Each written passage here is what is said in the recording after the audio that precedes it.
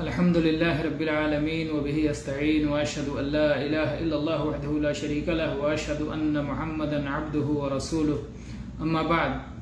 سلام پھیرنے کے بعد کیا اذکار پڑھیں گے، کیا دعائیں پڑھیں گے؟ اس سے پہلے کہ ایک درس میں ایک دعا کا ذکر ہوا، آج ہم ایک مزید دعا ذکر کریں گے.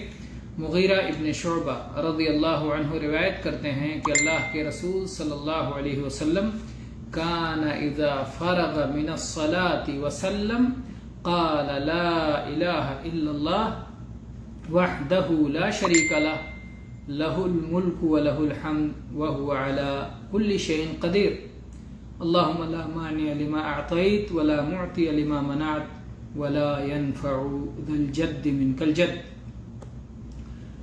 مغیرہ بن شعبہ رضی اللہ عنہ کہتے ہیں کہ اللہ کے رسول صلی اللہ علیہ وسلم جب صلاۃ مکمل کر لیتے، صلاۃ سے فارغ ہو جاتے اور سلام پھیر دیتے تو آپ یہ دعا پڑھا کرتے تھے. یہ دعا متفق علیہ ہے، صحیح بخاری میں 844 نمبر پر اور صحیح مسلم میں 593 نمبر پر ہے.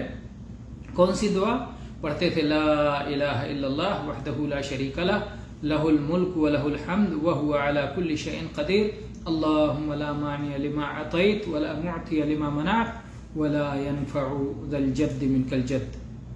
یہ دعا نبی صلی اللہ علیہ وسلم سلام پھیرنے کے بعد پڑھا کرتے تھے. تو سلام پھیرنے کے بعد جو دعائیں آپ پڑھتے تھے، جو اذکار کرتے تھے، ان اذکار میں سے ایک ذکر یہ بھی ہے. واللہ تعالی عالم والحمد للہ رب العالمین وصلی اللہ علیہ نبینا وسلم.